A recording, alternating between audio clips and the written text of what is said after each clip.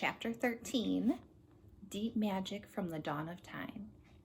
Now we must get back to Edmund. When we had been made to walk far further than he had ever known that anybody could walk, the witch at last halted in a dark valley all overshadowed with fir trees and yew trees. Edmund simply sank down and lay on his face doing nothing at all, and not even caring what was going to happen next, provided they would let him lie still. He was too tired even to notice how hungry and thirsty he was. The witch and the dwarf were talking close beside him in low tones. "No," said the dwarf, "it is no use now, O Queen. They must have reached the stone table by now." "Perhaps the wolf will smell us out and bring us news," said the witch. "It cannot be good news if he does," said the dwarf. "Four thrones in Cair Paravel," said the witch. "How if only 3 were filled?" That would not fulfill the prophecy. "What difference would that make now?" said the dwarf. He did not dare even now to mention the name of Aslan to the mistress. He may not stay long, and then he would fall upon the 3 at Cair.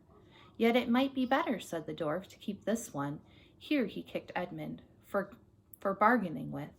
"Yes, and have him rescued," said the witch scornfully. Then the dwarf, "We had better to do what we have to do at once." "I would like to have done it on the stone table itself," said the witch. "That is the proper place. That is where it has always been done before." "It will be a long time now before the stone table can again be put to its proper use," said the dwarf. "True," said the witch, "and then, well, I will begin."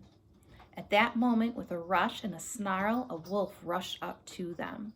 "I have seen them. They are all at the stone table with him. They have killed my captain, Margrim. I was hidden in the thickets and saw it all. One of the sons of Adam killed him. Fly, fly." "No," said the witch, "there will be no flying. Go quickly, summon all our people to meet me here as speedily as they can." My kitty is rubbing up against my table.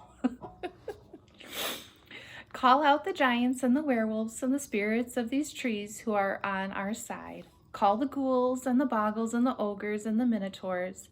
Call all the cruels, the hags, the specters, and the people of the toadstools. We will fight." "What? Have I not still my wand? Will not their ranks turn into stone even as they come on? Be off quickly. I have a little thing to finish here while you are away." The great brute bowed its head, turned, and galloped away. "Now," said she, "we have no table. Let me see. We had better put it against the trunk of a tree." Edmund found himself being roughly forced to his feet. Then the dwarf set him with his back against a tree and bound himself fast. He saw the witch take off her outer mantle. Her arms were bare underneath it and terribly white. Because they were so very white, he could see them, but they could not see much else. It was so dark in this valley under the dark trees. "Prepare the victim," said the witch, and the dwarf undid Edmund's collar and folded back his shirt at the neck. Then he took Edmund's hair and pulled his head back so that he had to raise his chin. After that, Edmund heard a strange noise, whiz, whiz, whiz. For a moment he couldn't think what it was. Then he realized it was the sound of a knife being sharpened. Oh. At that very moment, he heard loud shouts from every direction, a drumming of hooves and a beating of wings and a scream from the witch, confusion all around him. And then he found he was being untied.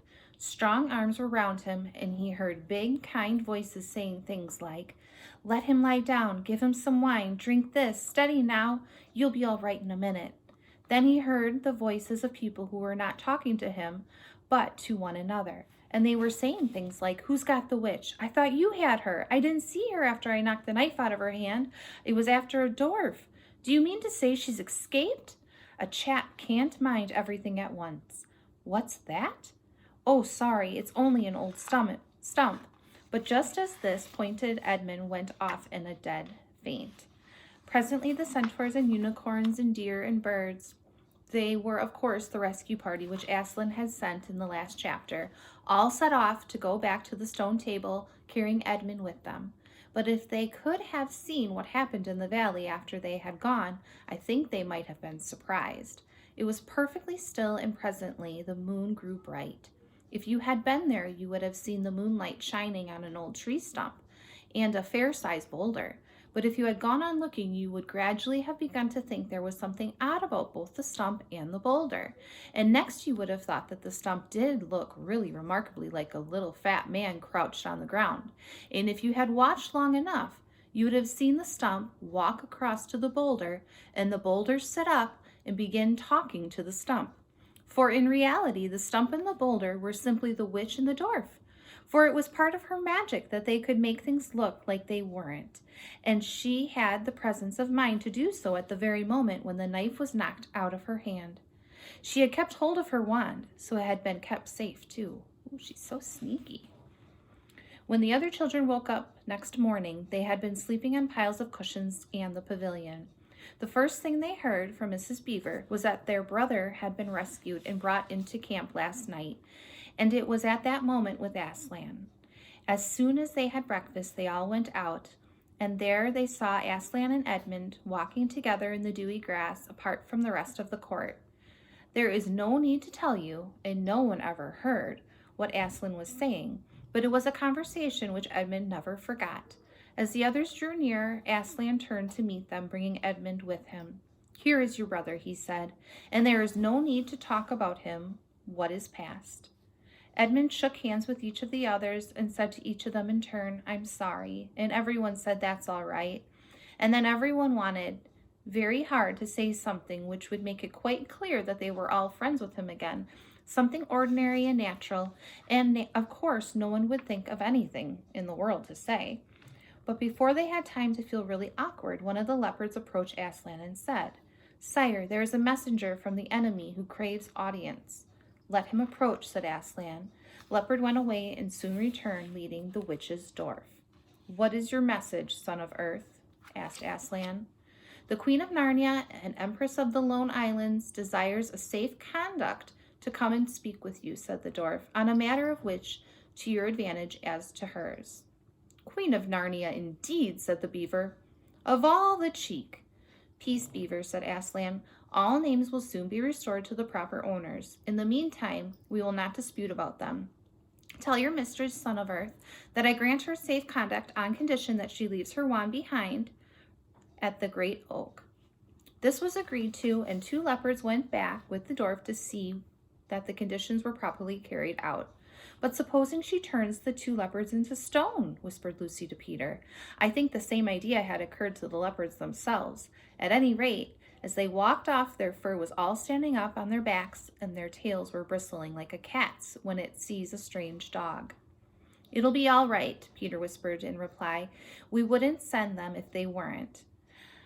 A few minutes later, the witch herself walked out on top of the hill and came straight across and stood before Aslan. The 3 children who had not seen her before felt shudders running down their backs and at the sight of their face, and there were low growls among all the animals present. Though it was bright sunshine, everyone felt suddenly cold. The only 2 people present who seemed to be quite at their ease was Aslan and the witch herself. It was the oddest thing to see those 2 faces, the golden face and the dead white face, so close together. Face and the dead white face, so close together. I just read that. Not that the witch looked Aslan exactly in the eyes. Mrs. Beaver particularly noticed this.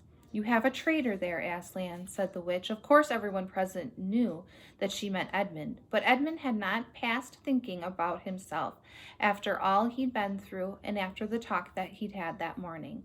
He just went on looking at Aslan. It didn't seem to matter what the witch said. "Well," said Aslan, "his offense was not against you." "Have you forgotten the deep magic?" asked the witch.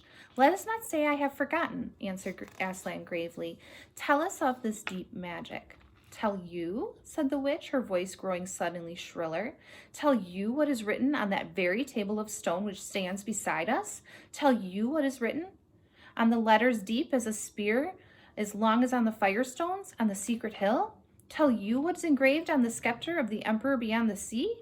You at least know the magic which the emperor put into Narnia at the very beginning. You know that every traitor belongs to me as my lawful prey, and that for every treachery I have the right to kill." Oh, said the beaver, so that's how you came to imagine yourself a queen, because you were the emperor's hangman? I see. Peace, beaver, said Aslan with a very low growl. And so, continued the witch, that human creature is mine. His life is forfeit to me, his blood is my property. Come and take it then, said the bull with the man's head, in a great bellowing voice. Fool, said the witch with a savage smile, that was almost a snarl. Do you really think your master can rob me of my rights to my mere force? He knows the deep magic better than that. He knows that unless I have blood, as the law says, all Narnia will be overturned and perish in fire and water. It is very true, said Aslan. I do not deny it. Oh, Aslan, whispered Susan in the lion's ear. Can't we? I mean, you won't, will you? Can't we do something about the deep magic? Isn't there something you can work against it? Work against the Emperor's magic, said Aslan, turning to her with something like a frown on his face, and nobody ever made that suggestion to him again. Edmund was on the other side of Aslan, looking all the time at Aslan's face. He felt a choking feeling and wondered if he ought to say something, but a moment later he felt that he was not expected to do anything except to wait and do what he was told. Fall back, all of you, said Aslan, and I will talk to the witch alone.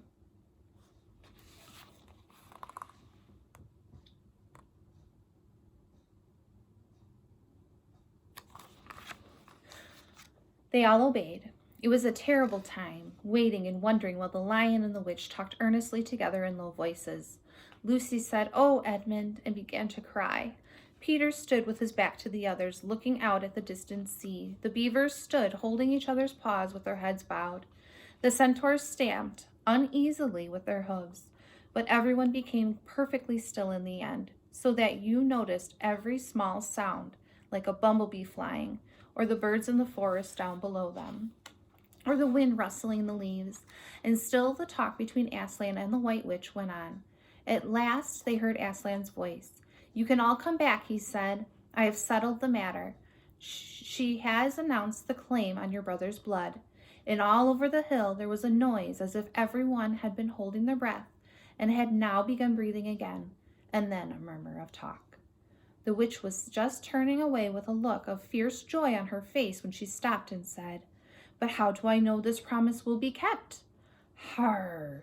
roared Aslan, half raising from his throne, and his great mouth opened wider and wider, and the roar grew louder and louder, and the witch, after staring for a moment with her lips wide apart, picked up her skirts and fairly ran for her life. It's the end of chapter 13.